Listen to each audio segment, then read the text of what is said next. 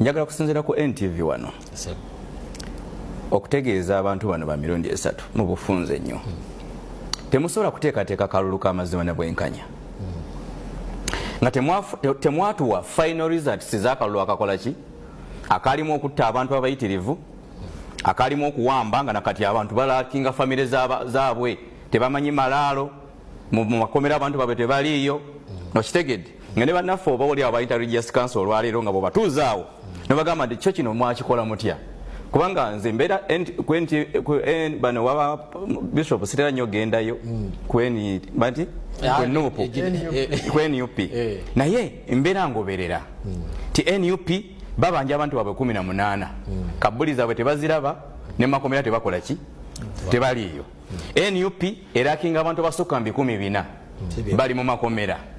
NUP n'olwabyo bakyagiwamba mbadde nzijjawo mu mwana avuga mu motoka ne screening nga waliwo abejjinja beekubira simba positings omwana eyambadde ovule myufu bamuwambye kati byabakama ne Religious Council nga mwamusinkanye n'abategeeza nti ate kano kengenda okuteekateeka kagenda kuba kasufu kabuze emyezi emeka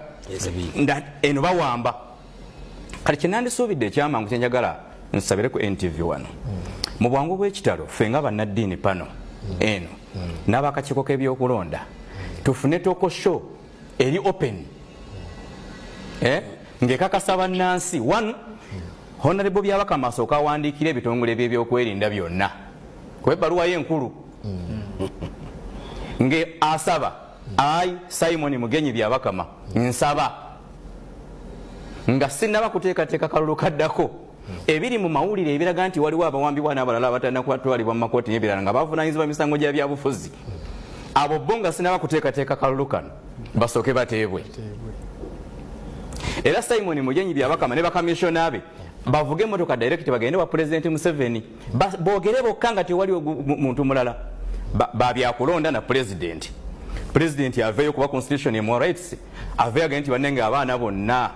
abaakwatibwa nga misango gya byabufuzi abali mu kooti nsaba kooti eyanguyirize mangu okubuliriza ku misango gyabwe abatana bakukwatibwa kutwalibwa mu kooti ekyo President obuyinza mbuyina bonna bakole ki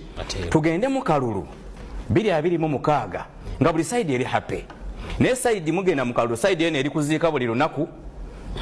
ate side eno yo eyongera nakulaga lyanyi nalabyawo Honorable Balamu nga ina ka video yabadde alina omusango kale gwe bamutwalidde nakola mu statement eyanyiizizza bakutwalidde omusango nti ono yakola defilement ku mukyala gwe minister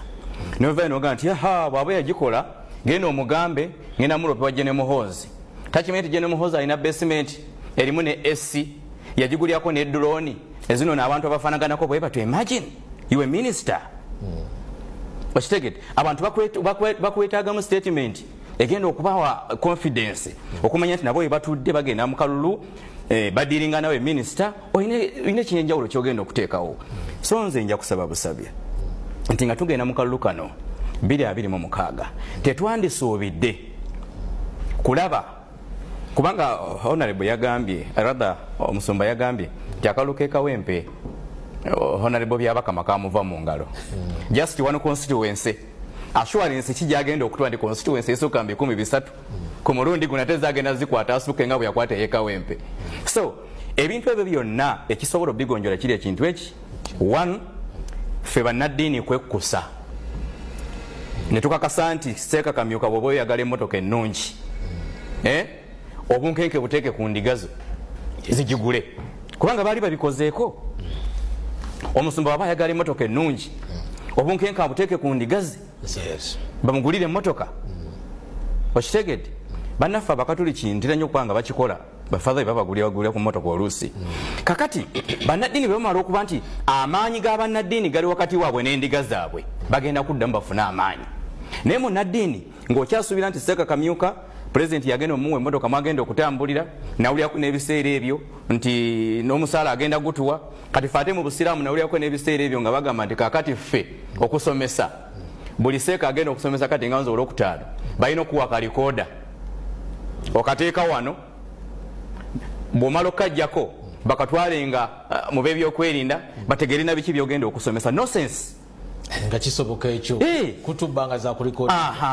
so ebyo byonna babikola nti ono gavumenti ajja ku controlling abannaddiini ebbanga lyonna gye banaamala nga bagendayo ewuwe ne bamukabira ebizibu byabwe. Gavumenti si Katonda, ebizibu bya munnaddiini yonna alina bikabira Katonda. Ne mwe mugamba nti ebizibu tugende tubikabire pulezidenti. Olaba pulezidenti naku zino abadde atambula, abantu bateekako ne zikoola mu maaso ga pulezidenti nga tisina faatha,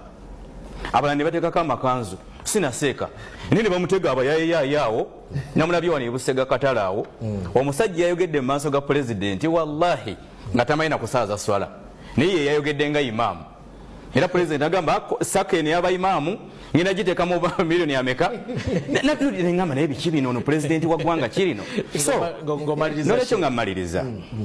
ekitiibwa kya munnaddiini tusalawo amagezi gonna okulaba nga rigimu kuba ejja kukyuka, egenda okukyuka naye nga bannaddiini bakyalina amaanyi. Rigimu bw'enaakyuka nga bannaddiini tufeebye, eggwanga lino lijja kujjamu azaabu nga teri yasobola kugikkakkanya, kubanga abantu bagenda kuba tebakyalina muntu gwe beesiga. Munnaddiini bw'ovaayo nga baga tuula gwe badde olya ne bali. Munnamagye bw'ovaayo bannange mukkakane gwerekalekamu mbadde mutuwamba. Bakalikyo leaders bwe bavaayo tibannange mukkakane mwe musirike bakabawa omusajja yakabawa n'emmotoka ze kati mwogera ki? Yensi kati mwe tuli.